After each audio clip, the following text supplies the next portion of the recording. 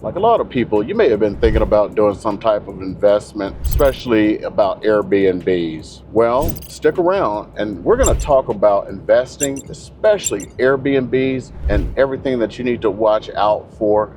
Make sure that you make the most money possible. If we haven't met before, my name is Eric. I help folks here in the Las Vegas area with their real estate needs. I'm also a retired Air Force officer. And if you need to reach out to me to talk, my information is down below and in the pinned comments. Call, text, email, better yet, get on my calendar. My calendar link is there. And we can talk a little bit and go over your needs. So as you see, I'm in the car again today, getting ready to go show some guys some homes, and they were looking to purchase possibly a house for, an Airbnb. And that gave me an opportunity to reach out to a great guy I know and his family. Yeah, they own like over 30 Airbnbs. And, you'll always have folks who are looking to invest, and they're always talking about Airbnbs, and there's a lot of pitfalls with Airbnbs. So he actually spent some time with me, and we went over everything that you need to know about Airbnbs. And I want to go ahead and impart that knowledge to you, so you know what you kind of need to know if you're thinking about that, because I always have people like, hey, I want to invest, I want to do an Airbnb, I want to do a rental and all this stuff. So I wanted to get it from the horse's mouth, somebody who is actively in the Airbnb market, especially here in the Las Vegas area, and see what you need to know. First of all, these guys are in the Southern California area. They're investing here. They want to do an Airbnb long term.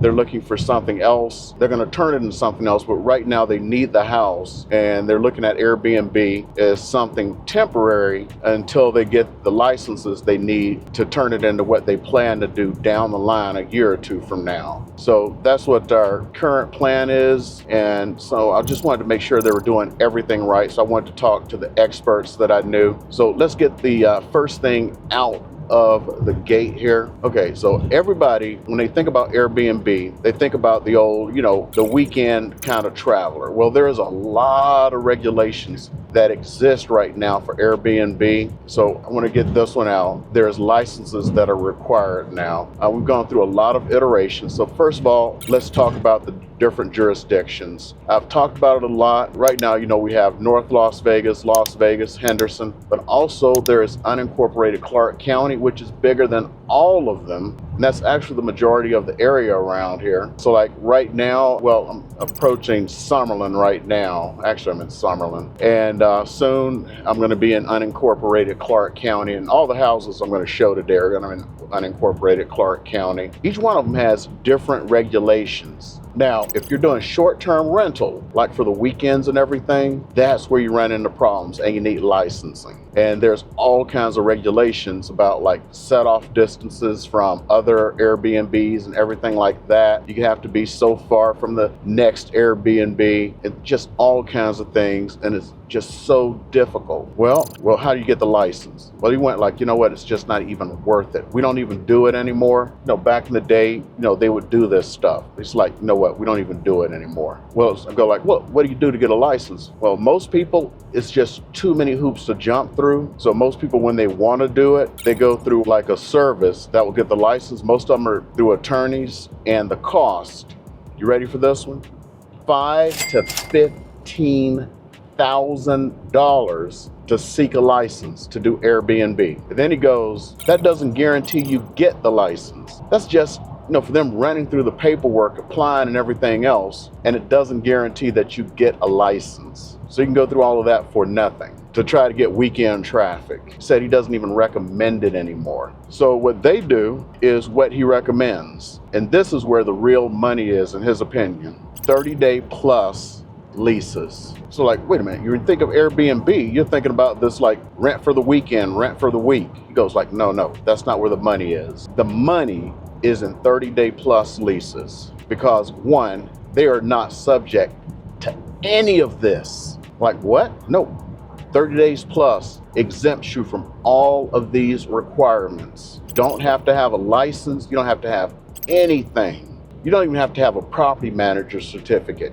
None of this. There are no regulations. You cannot do it. Now, there is a regulation here in the state of Nevada. You can rent your own property up to 4 properties without having a property manager certificate. Over 4 properties, you need to use a property manager. This guy is a real estate agent, so that becomes a different little situation. And some people, they try to get away with it. It's actually like a $10,000 fine if you're caught. I'm not going to get into that one. This is actually the only state that requires you to be a real estate agent, to be a property manager. But no, it is what it is. So here's the thing. I'm like, well, can you get enough business? Remember, they got over 30 Airbnbs. He's like, no, we're busy all the time. It's rarely when we don't have a property filled. And so he goes through the entire thing for me. So where are these people coming from? Remember, we're Las Vegas, so you're figuring, oh, we're gonna get all this weekend traffic, right? No, there is more than enough 30 to 60 day traffic. Again, it's because we're Las Vegas. What's the convention capital of the world? Las Vegas, right? But wait a minute, aren't people just here for the weekend, for a week, 2 weeks for conventions? Yeah, the people who are here for conventions. Don't the conventions have to be set up? The convention itself? Don't the conventions have to be torn down? Aha. The people who do that work for that convention have to come here and they have to do that stuff. So they're here, total time is 30 to 60 days. Well, what if you have to go down to the Strip to do this? How much does it cost to get a hotel on the Strip? When you average it out for that 30 to 60 days, remember, first of all, most of them are going to charge you for parking anywhere from 10 to 30 bucks a day. You got that resort fee. You've been looking at them? They're 45 bucks a day. Then there is the room itself. Anywhere from the cheapest on the Strip is, when you average it out, maybe 45 bucks a day to a couple of $100 a day. So let's just say it's 200 bucks a day for, let's just say 30 days. Oh, now you see why it's so much cheaper for them to rent a place for 30 days. Oh, but let's say you think it's one person coming? No, it's a team of people coming. So it is so much cheaper for them to rent out a house and for that team to stay in the house. And that's where they make their money from, a lot of their money. So it's like, no, we rent out our houses to the teams who are coming here for these conventions. So that's their biggest source of, or one of their biggest sources of income. And then he goes, well, what's the second biggest source of income? Is, okay, now this one actually, I kind of made a video on it, and then I didn't realize this is actually a big source of business for them. It doesn't make as much as the first source of business. This is a big source of business. I buy a house, not a resale house, but I build a house. Let's say with D.R. Horton, I build a house with Toll Brothers or someplace like that. And it's not one of the spec builds, but I have it custom built. And let's say it takes me months and I have my house to sell someplace else and I got to move here. Even if I bought the house and I had a house here, well, they don't just let you sell the house whenever you want to. You got to go and put your house on the market at some point. Let's say the house sells really quick, but you can only negotiate 30, 60 days to stay in the house. Okay, great. You negotiated, let's say the house sold over the weekend. You had 30 days to close, 60 days to stay. That's 30 days, but it took 6 months to build your house. What are you going to do the other 90 days or so? Oh, you got to find some place to stay. Get that one all the time. Guess what? That's their second biggest source of income. They put up folks who bought new homes and they got to find some place to stay for that 60 days, that 90 days, that 6 whole months. They sold their house back in Minnesota. They were tired of the winters and they sold their house. They moved to Vegas and they're waiting for their house to be built. That's their second biggest source of income. Now, they don't make as much as from the conventions, but they do make a bit because it's a short-term rental. You pay more per month. And what's the third biggest source of income, the one they make the real money on? You ready for this one? World Series of Poker. Those guys will rent a house. They don't like staying on the Strip for some reason, and they pay out the wazoo to rent a house while they're here for the World Series of Poker. And that's where he makes his biggest amount of money. And yeah, so there is plenty of money here, and he doesn't have to worry about the weekend stuff. So he doesn't have to worry about the licensing. He doesn't have to worry about people coming here partying in Vegas for the weekend and tearing the house up, and he doesn't have to worry about the cleaning fees, because if you're not going to clean the place yourself, what do you got to do? You got to hire a cleaning service. Yeah, you look on the Airbnb bills, yeah, they charge 125, 150 bucks for the weekend for cleaning, but you have to pay that out. So yeah, you made 500 for the weekend, or you're thinking, oh yeah, man, you got the Super Bowl coming, I'm gonna make 150 bucks from the Super Bowl. Yeah, you got the Super Bowl coming whenever it comes, or we got F1 now, I'm gonna make all this money from that, but how often do you have the F1? How often is the Super Bowl coming? How often are these big events like CES? You're not gonna make that every weekend. You make it here and there, whereas you're making this constant money and you're making, $4,000, $5,000 a month on the house that you're renting out to these people doing these conventions. There's always a convention. If you're looking in the papers, every week there is a major convention. Think about this. You always have major conventions. You have CES, Magic, everything else that happens here in Vegas, and that's where he's making his money from. Remember, 30-something Airbnbs making money constantly. And that's where you make your money when you're thinking about trying to invest in Airbnbs here in Vegas. Now, here's some other things he brought up. So these guys, they were originally looking for a 3-bedroom place because their long-term purpose was for 3 bedrooms. He was like, no. Don't get a 3-bedroom place. I'm like, what? No, 5 bedrooms. I'm like, what?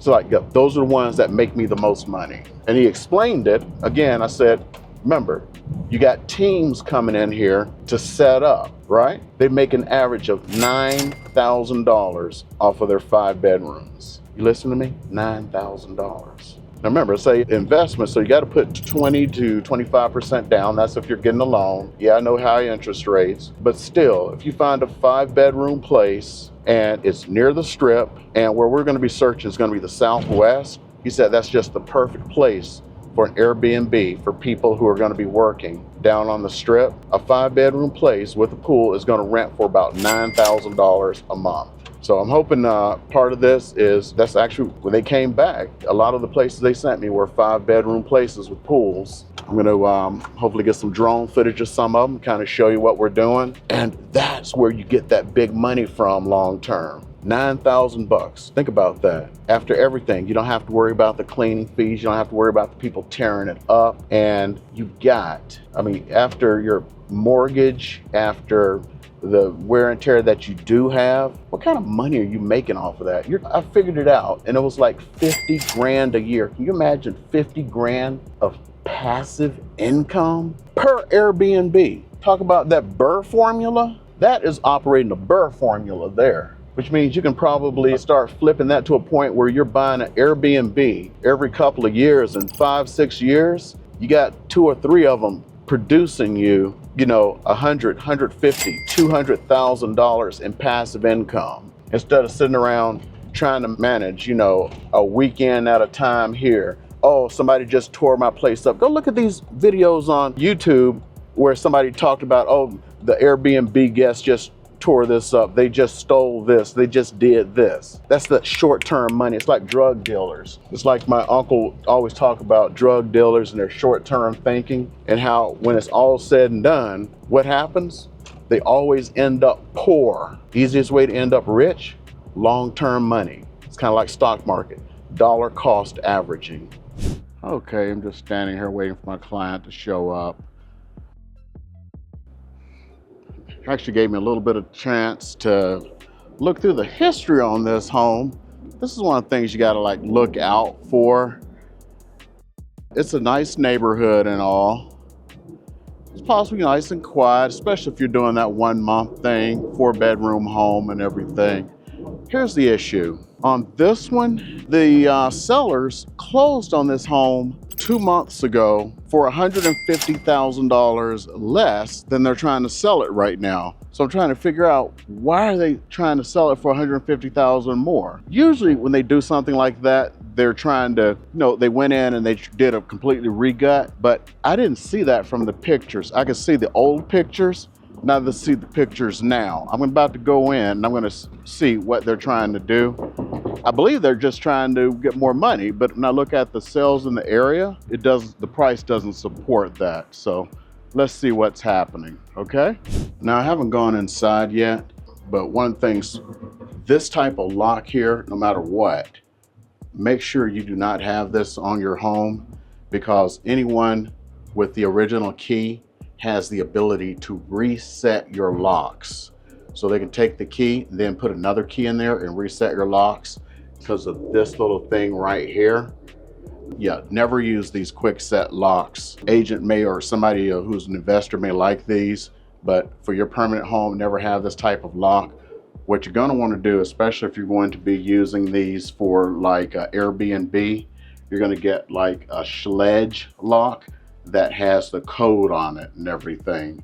That is the best thing you're ever going to get for your home, especially a rental or an Airbnb, and you can program it from wherever you are with the code for that guest. Okay, this first home does have a pool, which is a plus for some folks trying to do the Airbnb thing. Now I will show the pool here and everything because it's outside. I'm not going to show the inside of the home, but my suspicions were correct. They did zero. All they did was bring in some staging furniture. So no work was done to the inside of the home. All they did was purchase a home for $150,000 less than they're trying to offer on it. And they want to hit a home run. I've seen this before, and I've actually listed homes like this before where a seller buys a home, think they got a good deal, and they want to hit a home run. Okay, so on something like this, someone bought a home, they thought they're going to hit a home run. They're going to want my advice on it. No matter what, even though they've got to put 20% down, there's possibilities there's going to be a appraisal on it, at least a desktop appraisal. It's not going to appraise for what the seller wants.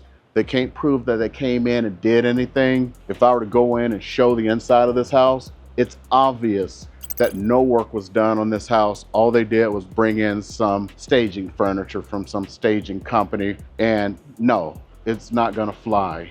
If they come in here and done a complete gut and refurbish, possibly. Even with the gut and refurbish on a house of this size, it may have been worth 100,000 more, maybe 120, not 150. I don't want to put a price on what I would recommend my client offer on something like this. I don't want to say what they could get. And then we talked about it, you know, weekends, somebody to come in here, they'd love to have a pool like this and then tear a place like this. 30 days, I could see a couple of 3 guys, women, you know, the pejorative guys, folks, coming in here, renting this place, and you know, it's 15 minutes, 20 minutes to the strip. I can see them doing that. It's 4 bedrooms, they can get this place, maybe $4,500. I'd have to run the numbers. But the price right now, as a real estate agent, I would say there's no way in the world you would do this. We'll have to see on the next one if it's worth it. Right now, it looks like we may get some rain. When the weather is like this, usually we have a little monsoon coming. So let's go ahead and wrap it up, get to the next one, and we'll see what we can get for these little Airbnb possibilities. Try to get some good advice out there, okay? Okay, we are done with the day of house shopping for Airbnb with my buyers. So here's the thing, it was like 3 little pigs. We definitely ended up finding a Goldilocks, and I think they're gonna be putting in an offer on that house. It was great, great location, great neighborhood, and I think it's gonna make a great Airbnb for them. They're gonna be putting in that offer, and hopefully it gets accepted, which is the most important thing. You know, it's kind of like my buyer said, you really got to see these things. This is another one where you think everything's going to be cool. Like I said, the first house, it was okay. The seller bought the house back in February. They didn't do anything to it, and they were hoping for, I don't know, to hit a home run or something. They were trying to sell it for $150,000 more than they bought it for without doing anything to it. The second house, great. It was worth what it was, they listed it for. It was great. My buyer was ready to offer list price on it, and it was worth about list price. Great, let's go for it. So we get to the third house, and it's like, man, I ain't got a good feeling on this. And I'm like, what are you sniffing? I'm like, I smell weed. I mean, it was a nice heavy smell of weed. Good heavy smell. So anyway, open the door for him. He walks about I don't know, 2 feet in. And he goes, I'm done. Didn't smell like weed inside, but he was like, I'm done. And we walked back out. We were done. So anyway, he's probably going to be putting in an offer on the second house. So he came all the way in from another state to look at an Airbnb, and he's going to be, I believe, putting an offer in on the second house. So I didn't show the second and third houses because we were just moving so fast and everything. But you really want to look at what you're getting out there. Also, a couple of things I want to put out there, because I've had this in the past. It wasn't always about Airbnbs, but it was about people trying to do investments on government loans. These people really know what they're doing. They know that they have to put 20% down, 25% down, which is what you have to do for an investment loan. I've had people in the past wanting to use government-backed loans like VA and FHA. I actually had this one individual, and this is kind of funny, kind of not. You're not allowed to do that when you're trying to do an investment. I mean, I told them up front, but they would keep asking me things like, what do you think this will rent for? It's like, if you're trying to rent this out, that's mortgage fraud, and I can't be a part of that. Please stop asking me stuff that could be part of mortgage fraud. I can't be a part of that.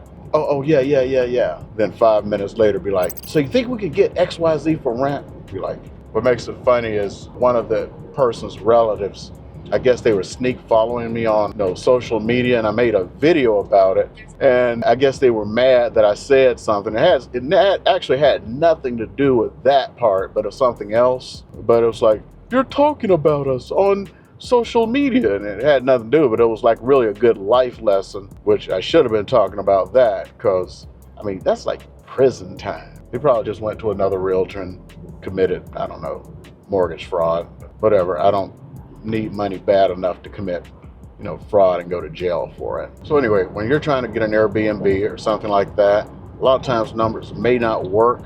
Trying to deal with the government loan, if you're trying to put 3.5% down, especially with the interest rates we have right now, it's just, the numbers aren't going to work. The numbers ain't going to math. The math ain't math, and that's one of the problems I had with the person, along with trying to commit a little bit of mortgage fraud, because they only wanted to put 3.5% down for an investment. So those things don't always work out for folks. At least do the right thing. If you're trying to do an investment loan is 20 or 25% according to the lender. But these guys are, like I said, doing the right thing. They got some long-term plans and everything, and maybe buying more homes in the future. Let's hope so. So, like I'm saying, you're sitting there and you're doing like $5,000, $10,000, $15,000, trying to get somebody to run all of the licenses for you like an attorney, and there's a good chance that it may not happen, just so you can do short-term rentals.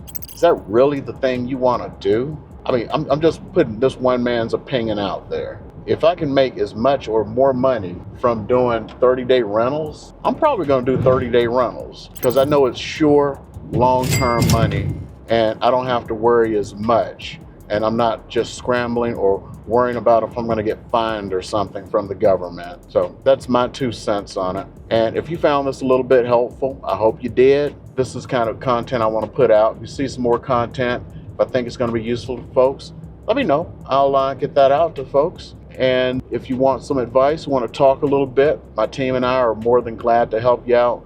Call, text, email. Information is down below, and it's also in the pinned comments. So for my military brothers and sisters, you know what I want to say, Alpha Mike Foxtrot, all the rest of you lovely folks, I know you always reach out to me, and I love you too. I'm going to keep them lights on for you.